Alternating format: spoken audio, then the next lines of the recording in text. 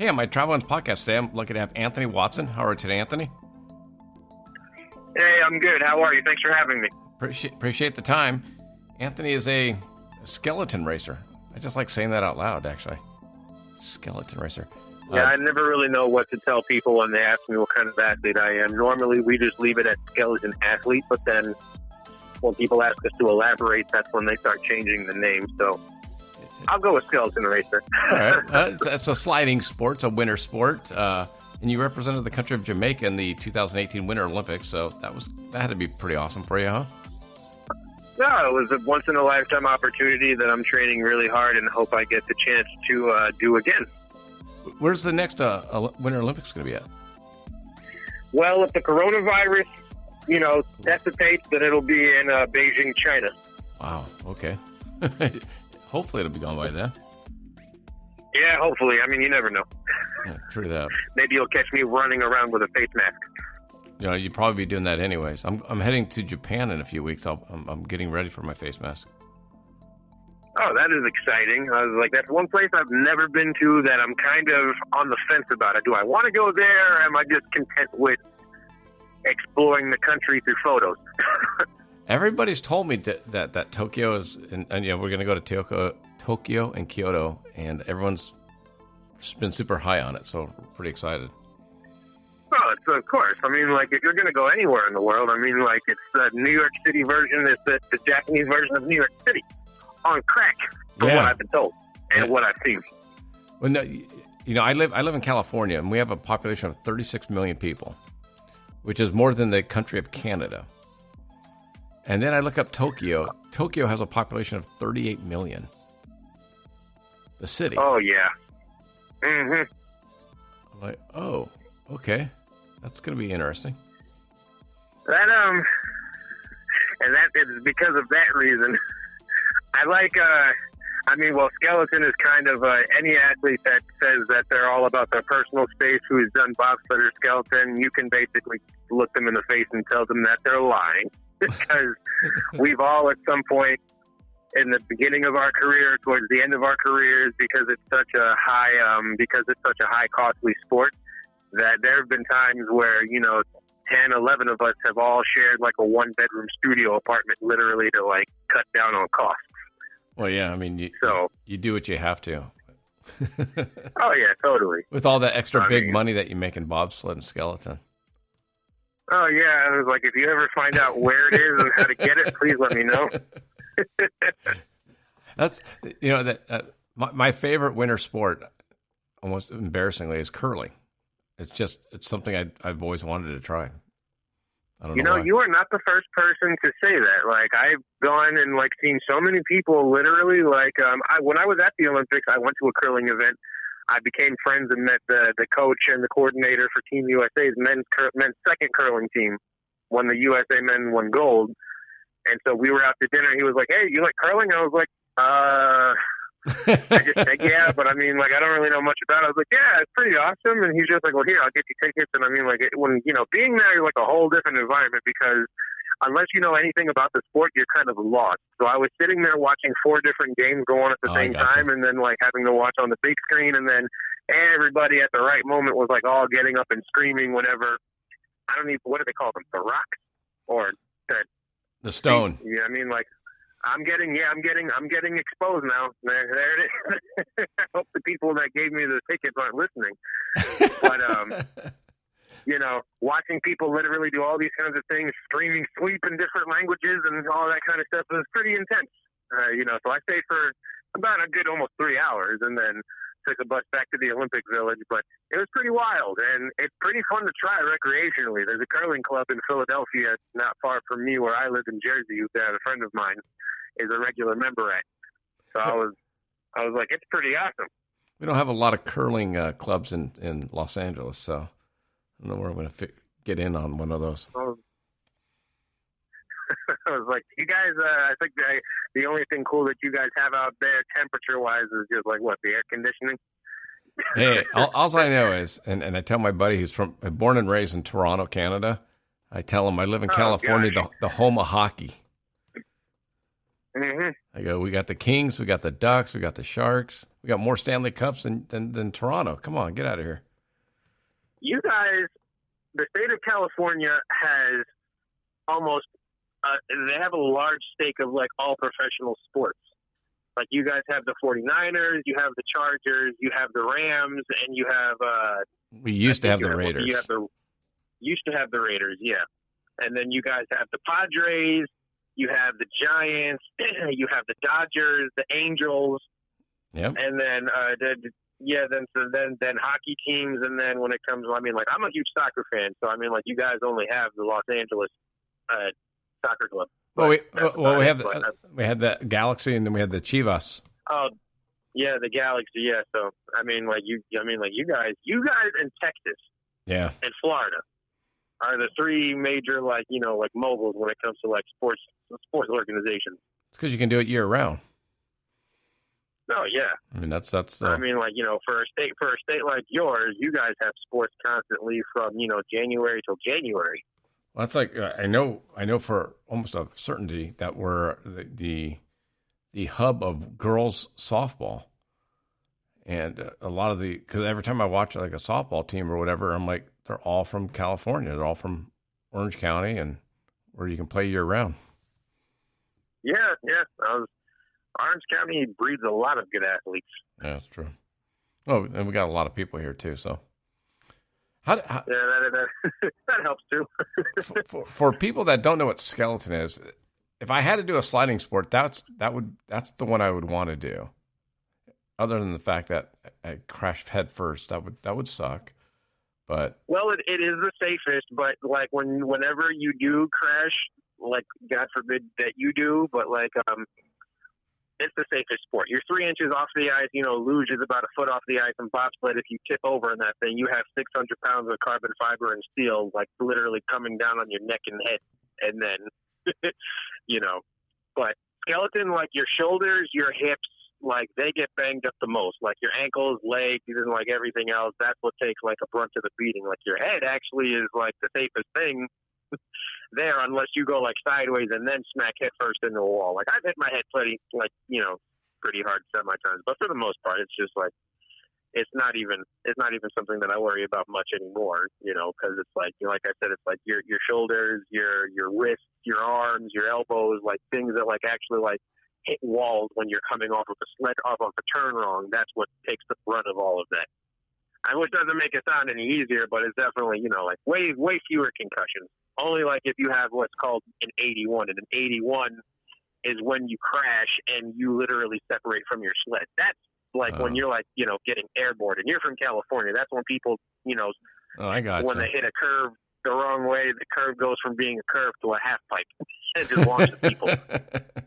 Well, that's, unfortunately, just like a lot of things, I think that's why a lot of people watch the sliding sports during the Winter Olympics, so they want to see the crash. Maybe not. Well, I mean, like there is that kind of mystery if that's what will happen. But normally the people that get to an Olympics, they're the people that have been doing it since like they were a fetus, a group of cells before, and like it's just in their DNA. But at the same time, it's just like I've seen all the pros that have won medals have some of the worst runs ever, and I tell people everyone's just like, oh well, so and so is going to race, and like this is what's going to happen. Like y'all forget like. This is on ice. Yeah. I was like, the most unpredictable element out there. I was like, you cannot control anything. I was like, they may be experienced, but I was like, on ice, anything can happen on the wrong day. Yeah. And I've seen it happen to a lot of people, myself included. I mean, how do you guide yourself on the skeleton? And how much control do you have? You have total control. You know the song Head, Shoulders, Knees, and Toes? Yeah.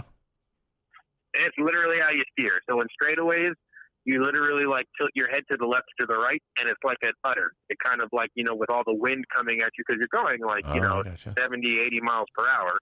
So like any slight motion, the wind pattern changes and it kind of pushes your body that way. So you tilt your head to the left to the right, and that's where the sled goes.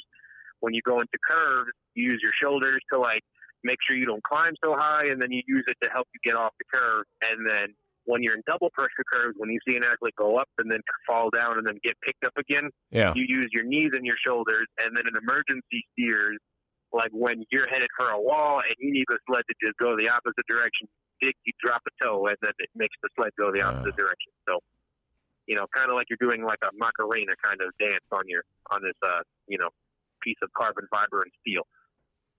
Now, other than just the absolute experience of doing it, how do you get started where you go, yeah, I'm going to get on this thing and just go head first down? How do you get started in that? Well, for me, my journey began because I was a track and field athlete in college and a soccer athlete in college most of my life as a kid, growing up until my late teens. And then I had an injury that prevented me from going to the Olympic trials for London because I was a junior Olympic national sprint finalist with my relay team and individually. And when that happened, I kind of took some time to reevaluate if the Olympics was something I still wanted to pursue. And so I went through every single Team USA website because the rules of the summer games is that you have to be a seasoned professional in that sport to be considered for the Olympic trials and all the politics that go with that. And so with winter sports, I sat down one day, went through every single Team USA winter sport section, and then found that bobsled skeleton was the only one that took tryouts. And so I went to Lake Placid 2013 in August, tested, had the second highest score in the nation that year, and then got invited to to what was called a sliding school. So that's where you go to the track for the first time. You learn what the sled is. You learn what it does. You learn how to use it. You learn how to take care of it. And then you just practice sliding on it. So my first time ever in the track, my coach at the time, he told me to lay it on my sled, and then he was just like, all right. He's like, give me your feet. And then he was like, see you at the bottom. And then he just threw me in. So that was my first experience. But then as soon as I crossed the bottom as soon as I crossed the finish line from that experience, and granted, we went from a significantly lower point of the track because, that's how you kill people. So we went from a significantly lower part of the track, and as soon as I crossed the finish line, I was like, this is it. I was like, it's fun. I like it. I was like, it's new to me, but I'm young enough where I can learn it and still be decent. And so I ended up competing with Team USA for 3 years, and the whole 3 years I had become friends with the Jamaica bobsled team, the current team, because I'm Jamaican. So, when we became friends, they were all kind of talking together and hey, come slide for us. You'll be able to do whatever you want, go wherever you want with no competition. And we've never had a skeleton athlete. And I'm like, I was like, I'd rather be an elite athlete in a hard program because that way I'll know I'll be one of the best in the world as opposed to just going anywhere and having my butt kicked the whole time. So I was like, no thanks. And then after 3 years of competing where I didn't really see myself progressing at the pace that I wanted, I peacefully and respectfully, parted ways with my coaches, and I hit up the Jamaicans and I was like, is that offer still open? And they're like, yeah, just do this, do that. Make sure you have your passport, your citizenship is up to date. And it was. So I was able to compete for them, and the rest is history. And I'm here now as someone who is, for the first time ever in Olympic and Jamaican history, competed at an Olympic Games in that sport, and training really hard now to make history again, as now I'm representing my mother's country of Puerto Rico in the next Olympics. Oh, are you really? Hopefully. Yes, sir. Oh, that's awesome. How stoked are your parents about that?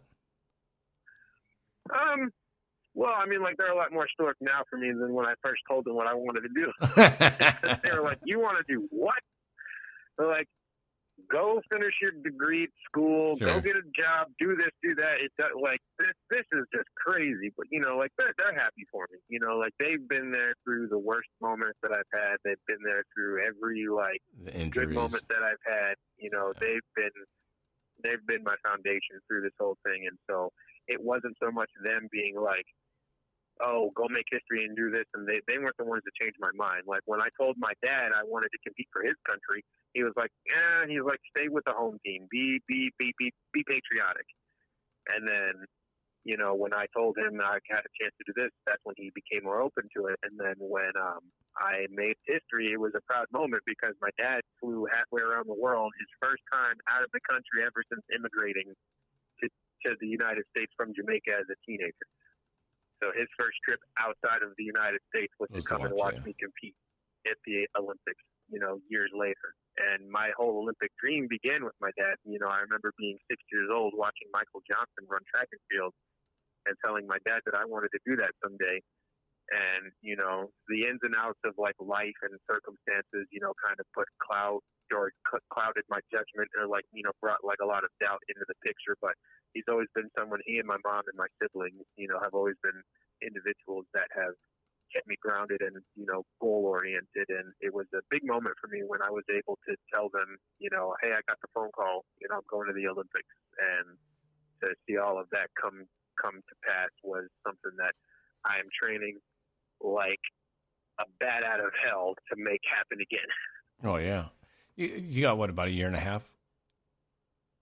Yeah, 2 years. 2 years. So okay. literally 2 years from now, exactly 2 years from now, it'll be in Beijing, China.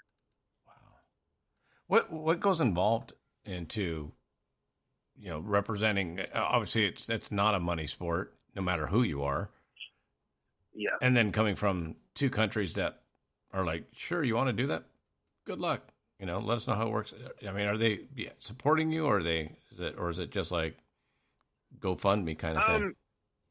Yeah, it's strictly crowdfunding, because like for smaller countries like with Jamaica and with Puerto Rico, it's like there has, like, in the words of other people, they've been like why are you going to go do that? It's a hazard country, you know, because Jamaica and Puerto Rico are like always in the line of fire when hurricane season hits. And, you know, Puerto Rico hasn't fully recovered from Hurricane Maria that's happened, Sure. you know, almost 2 years ago.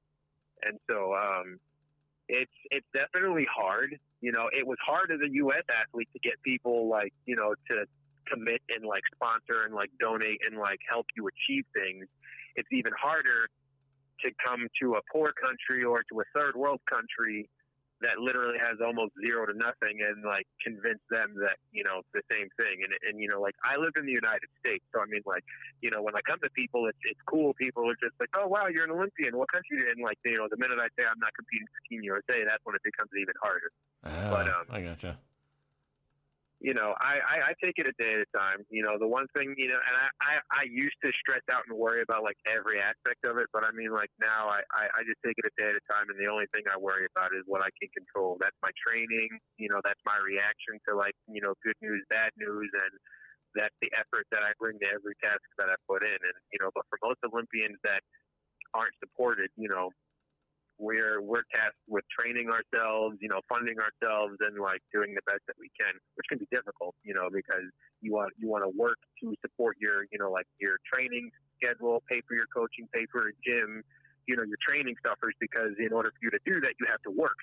But if you want to develop your time to training solely, you'll become a better athlete. You'll just be in a bad living situation. Yeah. Yes, which is, and I've been in both situations. Like I, at one point, was working 3 jobs to support, you know, like my career, and literally wasn't training at all.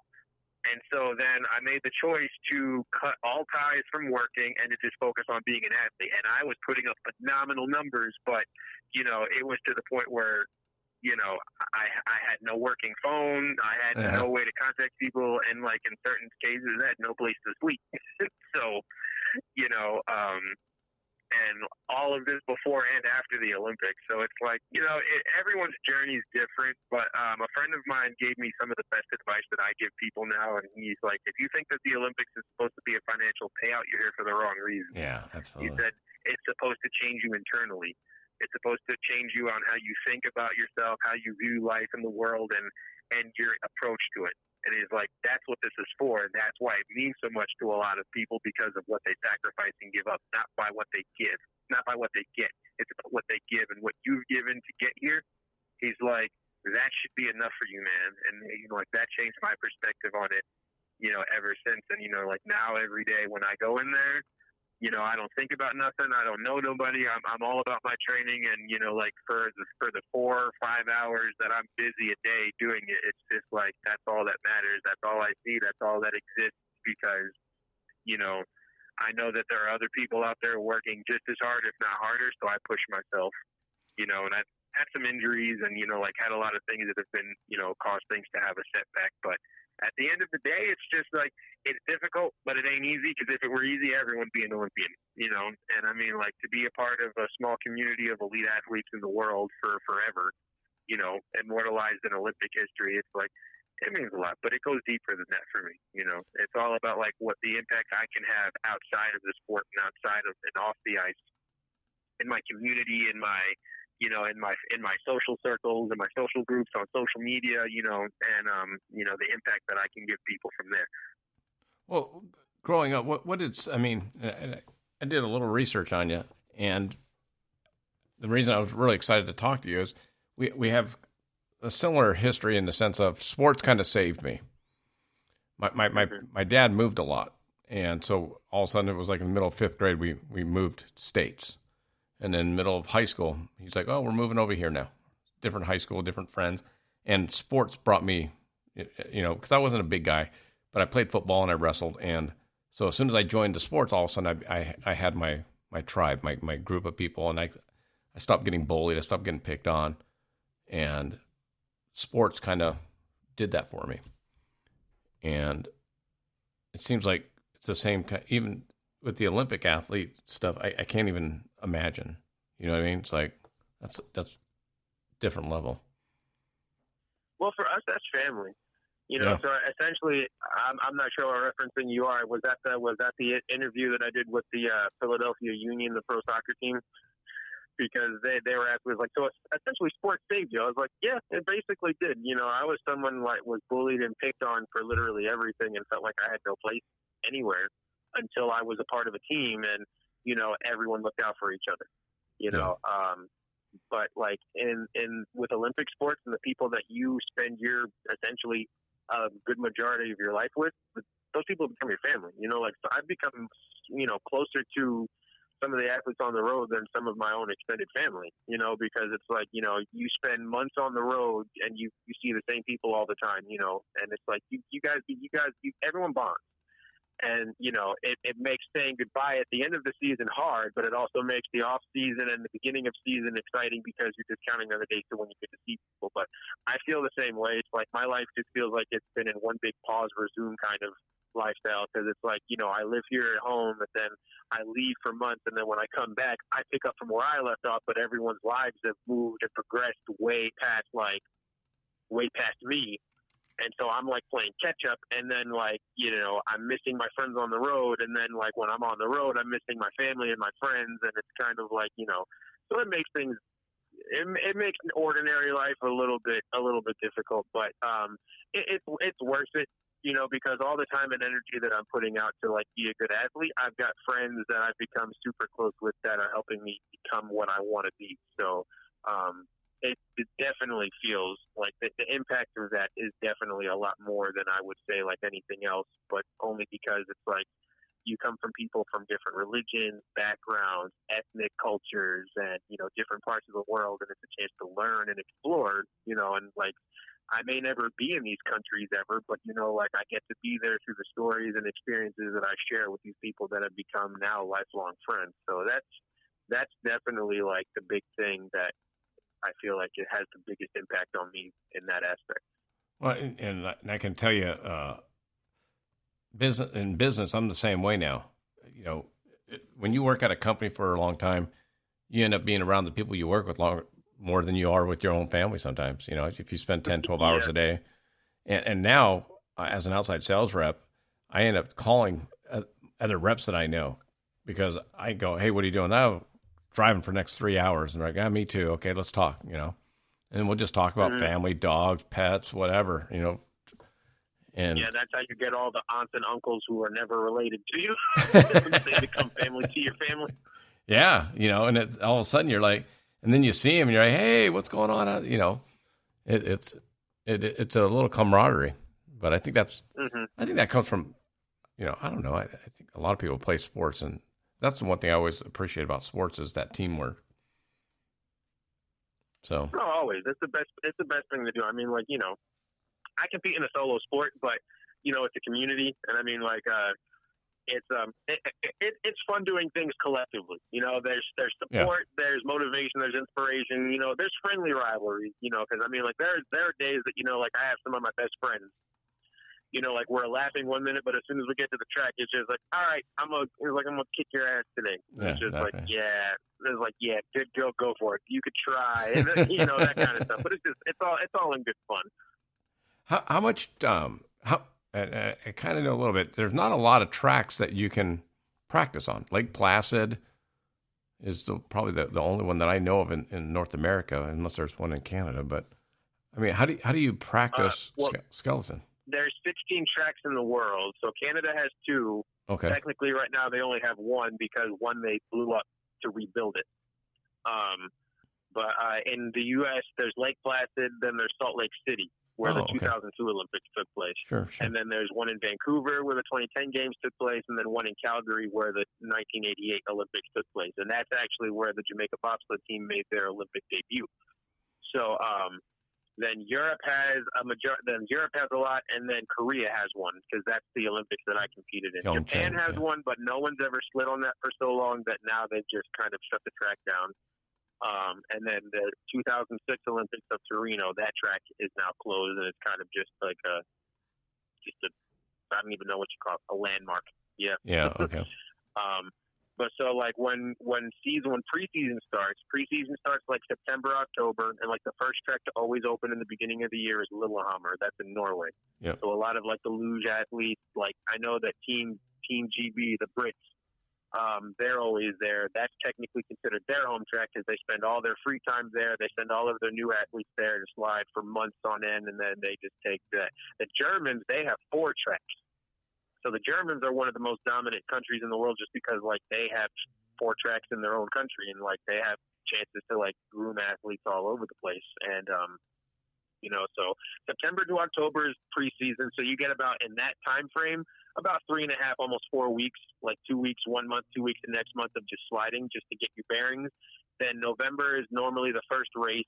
And then December is when World Cup starts, and then World Cup is still going on now, and it's actually World Championships right now in Winterberg. But I am home currently, so I wasn't able to get enough funding to get on the road this year. So, I had to do a lot of, still doing a lot of training, still had to do a lot of proposals and whatnot. But I mean, like, that's just the life of the sport. You can't afford it, you don't slide. Yeah.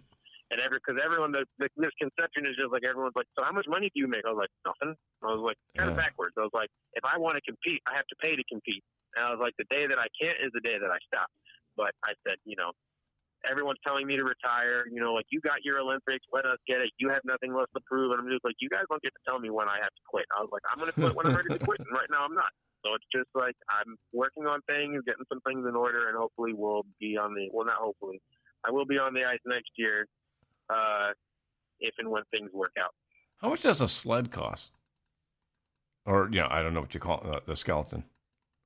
Yeah, a sled used costs, I want to say like anywhere from $3,000 to like $6,000, and then brand new anywhere between 8 and 12. And do they make them to your body? Or how does that work? Yeah, so the pod, the thing that you lay on, they actually, like, if depending on the sled maker, those stay the same. Like, they vary in style and in aerodynamics from sled maker to sled maker. But what you have to get fitted, you have to have fitted is your saddle, the thing that you actually lay in that keeps you on the sled. That has to be welded and shaped to your rib cage and to your midsection, because if it's too big, you're going to fall out of it. If it's too tight, you won't fit in it. So, what if you gain weight? Well, there's really, really strict weight rules now. So it's just like when we're all about like that, there's like once you're in season mode, it's like we work out, we train to maintain or to lose. But like if you gain, it's easy to make your saddle bigger. All you have to do is take a hammer to it and bang it out a little bit. Okay. But then, like, to get it, if it gets too big and you try to bend it back, then the metal starts to get weak. And then every single time you take a tap, the saddle starts to bend. So I've had plenty of sleds like that. Because like my saddle was too loose, I've dislocated my hip. I've nearly broken my foot. I've nearly flown off of my sled. So it's interesting. And you got to buy your helmet. I mean, maybe that's what people don't understand. Olympics, it's an amateur sport. Mm-hmm. I mean, technically, you're supposed to be an amateur, and they've made allowances for hockey players and basketball players and all that. But But for the most part, it's still amateur, like on average, depending on where you decide to go and compete in the world. Like on average, it's going to cost the average athlete about $45,000. And I mean, like, you know, that's like with all the training, like everything you see on an athlete, like they have to find a way to cover, or if they come from a federation that has a lot of money, the federation will cover that. So like helmets, and I'm talking like everything, like winter gear, like snow pants, like big jackets, you know, that kind of thing. So last season I couldn't afford any of that stuff, so I was just like running around warming up in like a regular pair of like sweatpants and a hoodie in like 2 feet of snow. So, well, I got nothing for you on that one. That's incredible. It's what we go through. I got nothing to say either. I mean, because everyone's like, "Why do you go through that?" It's like, I don't know. I'm like, it's just like if you don't have it, you find a way to make it work and still get what you need done. Well, for on the traveling part, I mean, that's a whole nother level of economy travel that you have to come up with. I mean, you know, you start talking about food and everything else. Oh, there were days that on the road I didn't have anything. And like, you know, the small amounts of money that people were donating and sending in, it would literally come down to choices every day of, am I going to go train today or am I going to eat today? And I was like, I'll go slide. And then I'd go to bed, you know, sometimes days without having anything in my stomach. Yeah, it's hard to be a world-class athlete when you're hungry. Oh, yeah. It's hard to be a human when you're hungry. Yeah, true that. So you're going to give it 2 more years and then join the real world, I guess? No, I mean, like I live in the real world. I work in the real world. I've been in the real world for 30 years. You know, this has definitely opened my eyes to more of the world. Like before this, like I've never taken a vacation, never been on a plane to go visit another country. And, you know, I've seen more of the world through competition and met more of my lifelong friends that I never would have had I not done this. So there's definitely been like, you know, the ups and downs and the positives of everything that goes into it here. But I don't think I'll ever be a normal part of like civilian life, you know, after I decide to retire, because, you know, like my goals go past like that kind of thing. You know, like I want to help other athletes, you know, figure out ways to support themselves and, you know, speak to different kids, you know, because I mean, like athletics in general, it doesn't matter what sport it is. It's always a field for long shots. Yeah. You know, it's all about statistics. So, I mean, like, you know, the first time I remember telling anyone I wanted to be a professional athlete, they'll be like, well, statistically, it's a very small window. And I'm just like, well, why can't I get in there? You know, it's just like, you know, a lot of things go into it. You know, it's like, you know, timing is everything, you know, like, you know, right place, right time, the connections that you make and, you know, the work that you put into it. But, you know, I feel like it goes deeper than that. And I feel like a lot of people give up because they're just under the stigma that it's just like, well, you know, it's so fast and so many few people. But I'm just like, look, if I can say anything, it's just like there's nothing guaranteed about life in sport. You know, the right injury will put you on the bench permanently, you know. But I tell people when I go to speak to kids now, it's just like you never enter any type of test or any game or any practice situation with the mindset of this might be the end. It's like if the end comes, you have to be mentally strong enough to accept that. But you never just approach something new with that mindset, because then any small thing that happens, your mind is going to blow it up to this life-threatening thing that it shouldn't, and it's going to paralyze you mentally from going where you need to go. So, but I said at the same time, I'm a realist. Like, if you can't dribble, shoot a three-pointer, and don't even know, like, left from right, I'm not going to tell you to, like, try out for the basketball team, you know? I'm going to do my best to encourage you to try and pursue what you want to pursue, but I'm all about trial and error. Like, if you want to try it out, and then this is the result, live with it. Well, yeah, it's interesting because a lot of the like, I've spoken to 3 or 4 different NFL players, and they're not the Cam Newtons or the, you know, the high level guy. They're practice squad to second or third string.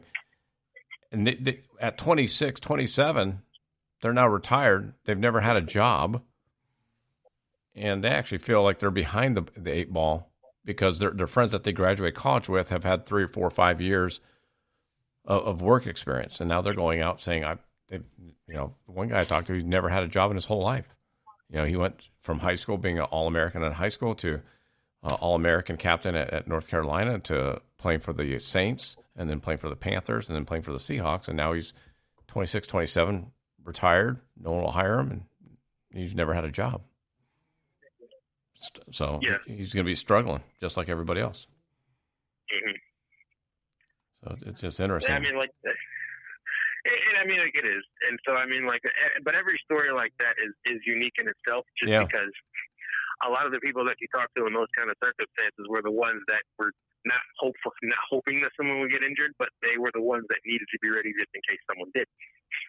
And 9 times out of 10, it's just like that's how it goes for a lot of people. Like, but yeah, I definitely agree with that, and I've been. That's how I got into the Olympics, was through a situation like that. So the Russians got one of their gold medalists from 2014 got banned for life temporarily. At the time, he was banned for life, and then his ban got lifted. I was going to say, how do you get banned for life temporarily? Okay. Yeah, he got banned for life, then literally appealed a couple weeks later, the ban was lifted. And because the events that we compete in, Russia's got a very big financial stake in it. Yeah. So they provide a lot of stuff that happens. So I mean, I don't know. I mean, I'm not in the conspiracy theories. All I know is that he was banned for life, and then the suspension was magically just taken away. Him and a couple other athletes, but And so, there was one spot open. Russia could have taken a third athlete, but they only took 2. So that spot that was open, it was offered to other countries, but because their athletes didn't meet their country's standards, they turned the spot. They didn't accept the spot, and then I was the next one in line. So when they offered it to the Jamaicans jumped on it. I was going to say the Jamaicans probably didn't have a country standard for skeleton, so they went, "Yeah, you can do it." Nah, I was the standard, and I was doing okay. I mean, I could have been doing better, but I mean, at that time in my career, I was literally my biggest concerns weren't oh gosh, I need to race faster. It's just I'm hungry. I need to eat something. Wow. Well, no one's going to say you didn't earn your spot, though. That's crazy. What's the hardest part, other than I guess food would be the hardest part of traveling for skeleton, but when you travel, it all has I would say the difficult thing is I don't want to say there's one thing that's more difficult than the other. Everything has to go together in order for it to be a good experience. If anything is the hardest, it's the financial side. Because you can be a good athlete, but if you don't have the money to hire a coach, get good equipment to race on, have the finances to travel to and back and forth to tracks, races, training, then kind of all pointless. And I hate sounding so materialistic like that, but I mean that's literally just how it is.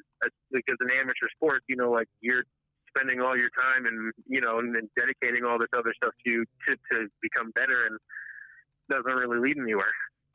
That to me that's not materialistic. That's eating is not materialistic, and if you go, hey, I'd like a $6,000 sled instead of a $3,000 sled, that's one thing, but I mean you're asking for basic minimums. Because I mean that's what I was asking. It's how do you how do you? I can't imagine you're traveling up to Lake Placid, but I mean, just going to actually race on a track's got to be expensive. Yeah. So I mean, how we pay. So if you take 4 runs in a single training session, you have to pay $35 a run. So even those add up. How many runs do you try and get when you go up there? I take as many as I can physically bear. So the most I've ever taken in one session was 8, and it was to the point where my neck, I couldn't lift my neck for a good day and a half because all the G forces that you're under pin your neck to the ice, and all the thrashing around when things go sideways, kind of makes you not feel so good. But I love how nonchalant that is. Well, yeah, I mean, if it was my rookie season, I'd be more frantic. But I've been doing this for 6 years, so it's and people are just wow, that's what happens. Yeah, so just and that's normal. if it's not your normal, you have to make it your normal because you won't last if you can't get used to it. What is the best place you've visited so far for skeleton? For my favorite would probably be Germany and Switzerland. Those are my two absolute favorites. I went to St. Moritz, Switzerland. It's a very expensive town all the way up in the Swiss Alps. And I like that because the track every year is made from hand. It's made by hand. It's on a mountain slope, but every year there's like a wooden path that they follow. And when the snow falls, they literally shovel out the track lines and then they pack it and then they freeze it. And then at the end of every season, it melts away. And so they have to start all over again. Oh yeah. So I mean, so every year, the fastest push time, the fastest down time becomes the start record. So it's just start records, track records, they're kind of permanent at all the other places, but on that track, it's the only track in the world where it's kind of up for grabs because it's the only natural track. Every other track is made from concrete, refrigerated every year. But like every track, when the summer comes, the ice melts and everything happens. But literally when it melts from St. Moritz, it's gone. And the next year they have to rebuild it all over again. That's wild. That means it's different every time, though, every year, right? Oh, it is. It's not the same. So it's just like the notes and the coaching that you had for it the year before. You have to take a couple track walks, take a couple training runs to see the differences in it, and then go from there.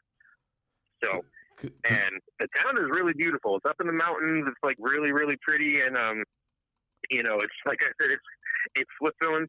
So, I mean, it's very, I remember the first time, after training, I was trying to meet up with some friends to get lunch, and then, I was leaving the track, and, we drove, on the street to get to the track. There's a Maserati dealership, there's a Bentley dealership, there's a Rolex store, literally, all next to each other. And, it was New Year's Eve one night, we were all going out, and so, a friend of mine who is from Sweden, he was like, I'm going to call a cab. Anyone want to split the fare with me? And I was like, I'll do it. I was like, how much is it? He's like, 200 francs. 200 Swiss francs. I was like, never mind, I'll walk. So, how much? And I was like, well, the fare for a taxi to take it into town, which is literally less than 5 minutes for one person, costs €600 or 600 Swiss francs.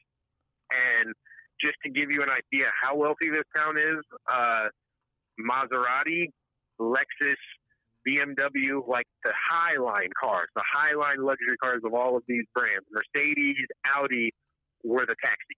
Yeah. That's crazy. Well, that's so you see a very expensive Maserati sitting outside, and it's got a taxi thing on it. Oh gosh! It's the only other place you could see something like that would be Dubai.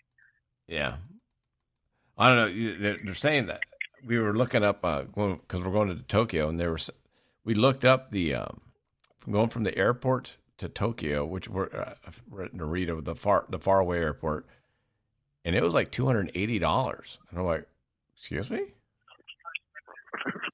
Right. It's what, for a cab ride? And then, so we're getting the limo bus for $24.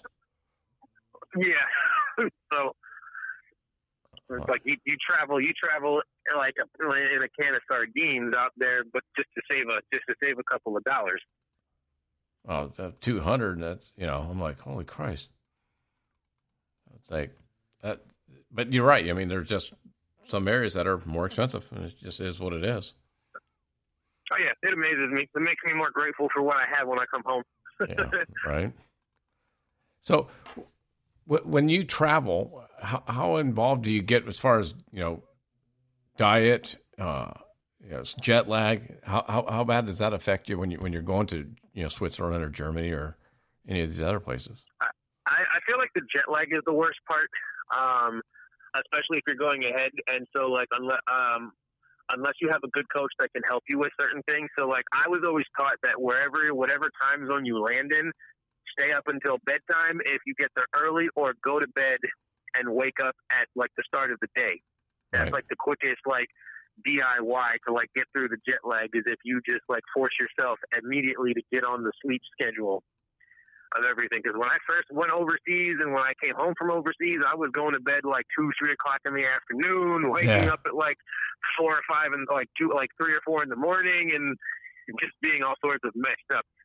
And it definitely like made things a lot harder. That's how I did with that. As far as like dieting and like everything else goes, like everything like outside of the U.S. is like, you know, it's not like really, you don't really have to really worry about steroids or like hormones and like the meats and everything like that. And everything outside of the U.S. is all like, everything is like more vegetables, more fruit, more natural sugars than like, and naturally like you have like your candy and your chocolate and whatnot. But, you know, I'm disciplined in that aspect when I'm in season, you know, because I mean, like, this is coming from the guy who, like, literally, like, today, like, I went to work out and then I came home and like had like a box of glazed donuts, a dozen all by myself, and finished them within like 15 minutes. So I mean, like, you know, but you're burning the calories. You can do that. Wait till you get older and you're not burning the calories. Oh yeah, I mean, like right now I'm active enough where it's just like, you know, I can do all that and like be fine. But you know, Yeah. I want to get a handle on it now so that when I stop, I don't have to like relearn how to feed myself. You know? Yeah, that's a good call.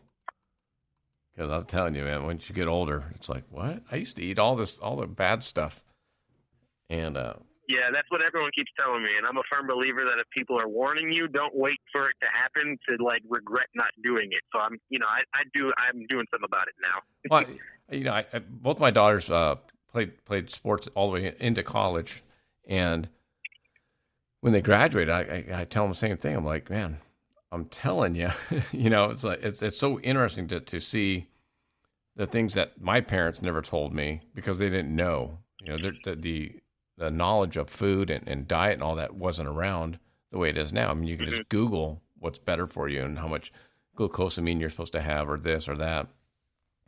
And I tell my daughters who are 26 and 24, and I'm like, start now. You know, don't be eating all the crap through your 30s and all of a sudden try and change.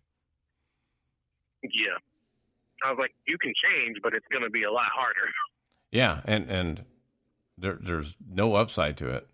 You know, I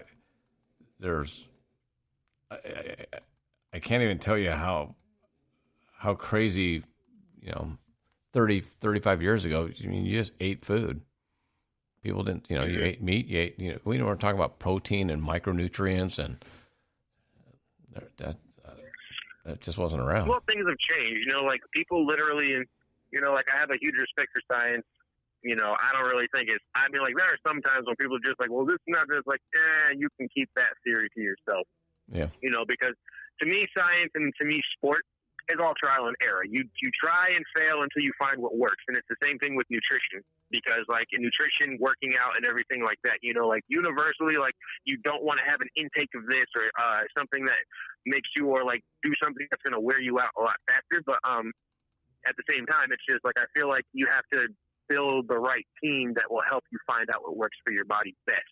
And I feel like that's where I'm at right now. So like I said, I don't go crazy. I don't really do a whole much of like anything wild and whatnot, but I know what works for me. So I've been in situations where coaches have written me meal plans, this and that, and then like I end up losing more weight, can't maintain weight because of like the intake that I have, or like I'm getting sick because I'm taking in too much, and then my workout isn't balancing out the intake plus the burning of the calories and everything. So it's taken a while. So I'm with you on that. It's like, you know, look, don't wait till later to start now, but like if you're going to do that now, find out what works with it so that you're not just fighting, you know,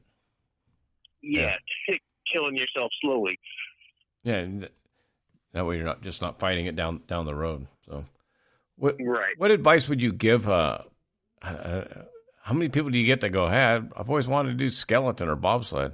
I mean, do you run into that, or are you saying, hey, maybe this is a good sport for you to try out? Because I know a lot of the track people. No, yeah, I think it's more of the opposite. Like a lot of people get into skeleton based off of being told to try it, because like but like very few find it through interest.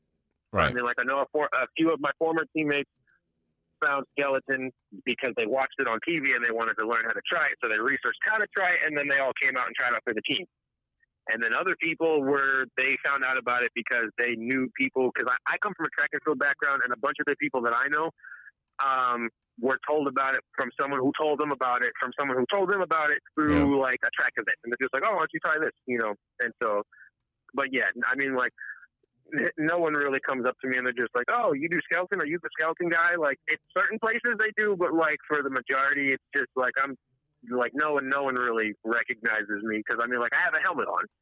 So Well, that's like football players. It's the same thing. A lot of the backup players, I at some of the events I've worked at, I've seen some of the big guys that come in and I find out later they're offensive linemen for there and that, but you would never know them because they got a helmet on when they're playing.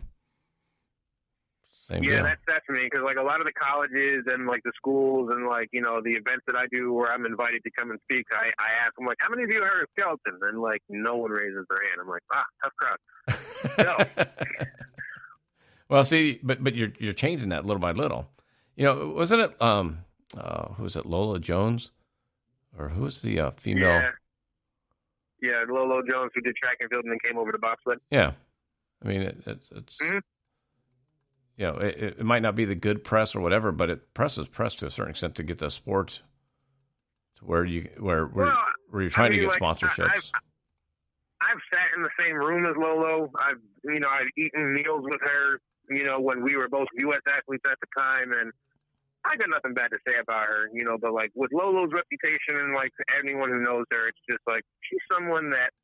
It doesn't matter if she stopped doing sports tomorrow. She'd still have a good amount of press behind her just because of what she's accomplished in her field and just because, like, she's really outspoken as being, like, a single woman. So I don't think she'll ever have any problems, with that, with her life there. But, like, she's I mean, like, truth be told, outside of personality, outside of all the bad press, all the issues and whatnot, like, the girl knows how to run. Like, she's got a good group of coaches that, took someone from from like a circumstance where things really didn't look promising and like turned her into one of the best, like, two-way athletes in the world, like, a sprinter on the track and on the ice track. And very few people have done that, but, she bridged the gap and now more people are starting to do that. So, athlete to athlete, you got to give credit where credit's due.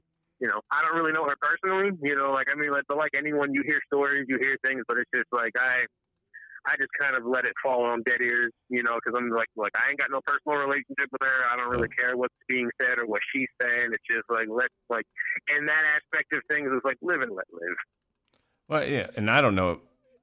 Obviously, I don't know her at all. I don't know any of the good or bad press. I just remember hearing that a female sprinter was going to get into bobsled, and I was like, that makes sense. You got to have strong. The push off is so key, and if she's got the leg strength to. Yeah, there was two. There was Lauren Williams, and then there was then there was Lolo Jones. So, and then Tyson Gay came out and tried learning how to push the sled, and so he didn't stick with it though. He went back to sprinting. It's a lot of work, and it's cold. Yeah. Well, it's like with I used to train a lot in Brazilian Jiu-Jitsu, and I used to train with a lot of MMA fighters, and all but one, I can tell you that I've met, I won't say his name, but all but one were super nice guys. So they were guys that beat people up for a living, but you'd meet them outside of and they were just super chill. And I'm sure I always tell people, like, because I live in Los Angeles, so, celebrities have bad days too. If you meet somebody and they're just having a bad day and maybe they didn't eat good or they, their girlfriend just broke up with them or whatever, and you go to say hi to them, that was their one bad day. So I always try and cut people a little break. Yeah, absolutely. You got to. Yeah. So what's the best way for people to stay in touch with you, help you financially, or just support you and follow the journey? Well, I'm a very open book. You can reach me everywhere. Like, I'm active on my Facebook. I think that's and my I just got into LinkedIn. That's how we connected with LinkedIn. Because people are like, you need to have a LinkedIn. I was like, why? It's not me. But I'm very in touch. Like with the kind of background I've had, where I've had people literally just like, write me off and put me down and like literally try to like dictate who I was and what type of person I was based off of things that I couldn't even control.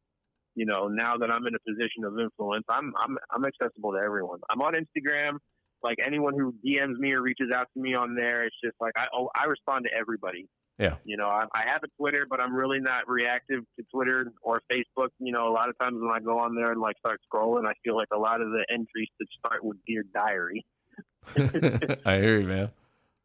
But anytime anyone mentions me, says something, I like it. I respond, I comment, you know, just to give people like some sort of like, oh wow, like he actually noticed, you know. And you know, I remember when people did that to me, it happened very few times in my life. But like the few times that like on Twitter, I remember like telling Lindsey Sterling, the famous violin player, I was just like, hey, I'm lifting weights to Lindsey Sterling's like this song. And then she commented and she's like, good, now add more weight. And then I was like, holy fuck, she was fun. Dude, and it made my day. I am constantly amazed of the reach my stupid little podcast show has had, as far as getting guests like you and some of the others. And then the comments and emails and messages I've gotten are mind-blowing, because I'm like, I just like talking to people, and I figure if I can inspire somebody to, you know, they listen to it. But now it's like 66 countries have listened to my show, and I'm like, well, that's amazing, and I think you found your niche. So yeah, I'm glad that I was just able to be a part of it for this one time. So I was really grateful for the opportunity, because it's always weird being in a position like us where especially like we have to go everywhere, like essentially with our hands out. Yeah. Being like, will you help me? And so like anytime that like you don't have to do that and you have people being like, hey, you know, like I want to reach out. I want to know about you. I want to do this. I want to do that. It's just like, I'm like, this will be fun. Like I'm having fun right now. So. Yeah. And it's interesting. I've talked to drag racers, NASCAR racers, and it's a constant, you know, the NASCAR racers and even the drag racers. Like I had Valerie Thompson, the world's fastest female motorcycle racer. She's the only person to ever crash over 300 miles an hour on a motorcycle and live. You know, but she's in a constant state, just like you are, of trying to get money to go to the next, you know, to go to the next salt flat race. And the drag racers and NASCAR racers are always, you know, it's a tough kind of balance.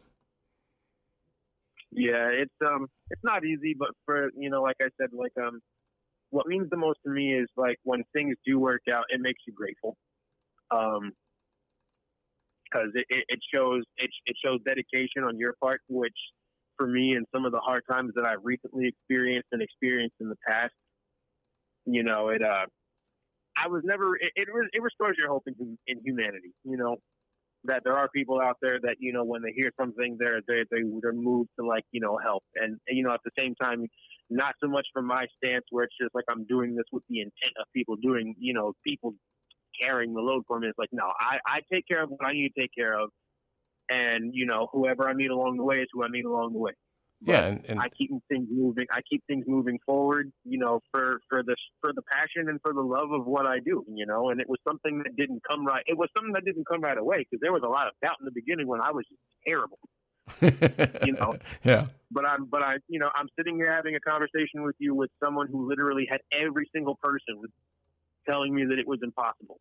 Absolutely. But, you know, I'm a person of faith. I believe that God has everything in control, and as long as Jesus is still on the throne, you know, like anything is possible because he said so. So there's always that possibility, and, you know, as long as I keep my head straight and, you know, like live with integrity and, you know, like live above like standards that, you know, keep people in like weird kind of like perspectives, you know, I'm going to be okay. You know, I've had to go a lot without a lot of things. You know, I'm like last year I had to sell my car for eating money. You know, so I had to, you know, get used to like walking everywhere and taking the bus and doing all this other stuff. But, you know, like when I was able to, like when things started working out, I was like, okay, it wasn't all that bad. You know, I got an old pair of roller skates I can lend you. I was like, those will help build up my calf muscles, for sure. That's what I'm thinking, man. Because I started roller skating a year ago, and which sounds odd to start a new sport in your 50s, but you know, so it's the same thing. It's just, hey, at least you're still staying active. You know, I mean, stay like busy. there's nothing wrong with trying to, like, you know, improve yourself or try something new. You know, and there's nothing wrong with routines either. You know, it's just your mindset and how you approach things and like the effort that you bring in every task. Where that says more about you than what you actually do. There's a motivational speaker I listen to, and he kind of helped me out in the sense of, a lot of people will blame, my mom did this to me, or my dad did this to me, or my sister, or whatever, my wife, my spouse. And he said, you should thank them because now you know what you don't want to do, or how you don't want to act, or how you won't want to be. And if you didn't have that, that's exactly right. And I said that myself to a lot of people, and like in my family and in my friends and in some of the decisions I've made, I've had a front row seat to the person who I didn't want to become. Yeah. And it's like, despite everything, there's always a way. And it's like, sometimes if it's not right away, you just have to, stay dedicated for it to reveal itself or for you to find it. Well, was there any more questions that you needed? Because I know that we're past your time limit, but I still got a little bit of time if you had anything else you wanted to ask. I don't have a time. I mean, the way I do this, Anthony, is the rapper Gucci Mane? Have you ever? Of course. He created one of my favorite things. Okay. So I had heard of him, but I never heard him. So I asked the president of his record label to be a guest on my show, and he agreed. And I'm like, all right, this is cool. And so my daughters were freaking out because they're like, really? And I'm like, yeah. He kept talking for like 2.5 hours. And I'm like, oh, okay. He just had more stories, and I'm like, all right, I was going to cut him off. And then, he's hitting me up. Hey, do you want to? I'm coming out to LA. Do you want? Let's hang out. Let's do this. And I'm like, all right. It's bizarre. I'm like, all right. Intense and amazing. What's that? I said that's intense and amazing. Yeah, and it's just like that's what I found with the podcast is, for me, I just had Steve Stevens on the show, who's the guitarist for Billy Idol, who I grew up when I was in high school. Billy Idol's album came out, and I was like 15, 16, and we would listen to it in the weight room every day in the summertime. So to have him on the show and him be super cool, and we talked for like an hour, it's just crazy. So. Yeah, that's amazing. So, I do actually have to get running. All right, buddy. I have to see my physical therapist. I'm open if you want to have any more conversations, or if you want me to recommend Olympians to join your podcast. Well, let's talk in 6 months to a year, and let's see where you're at, and let's when you get closer, I'd love to have you back on. Oh well, I'd love to be a part of it. I appreciate what you've done, and thank you again for making me an honored guest of your podcast. No, I appreciate it, buddy. Now I have to go lay on a table and cry. I can't help you with that, so you're on your own. I know, real manly thing. It's part of training. Been there, done that. Therapists always know what instrument, what tool, and how many times to strike you with it or rub you with it to make you cry. So. My wife is a Pilates instructor, and whenever she gets new moves, she wants to. I'm her guinea pig. And I'm like, oh no! I'm like, honey, my body doesn't bend that way. I go, I can't do that. And she's like, well, just try. I'm like, no, I'm trying. My body doesn't bend that way. So. Well, have fun. That's the thing with sports medicine. I was just like, things are always changing and evolving, and before it can actually become a proven thing, you need a lot of people to practice on. Yeah, and even for her, like she's been doing it for 3.5 years now. And she's still watching new videos, and she go, oh, hey, I got this new thing. I want to try it out. And I'm like, oh, shit. And you're like, another one? I'm like, great. I mean, it helps because I need to keep my flexibility up, but, boy, they hurt. So have fun. Oh, gosh, yeah, I can only imagine. Well, Peter, thank you so much for making me a guest. I appreciate you, and I will talk to you soon. I appreciate it. Thanks, Anthony. Have a good night, bud. You too. Take care. Okay, bye-bye. Bye-bye.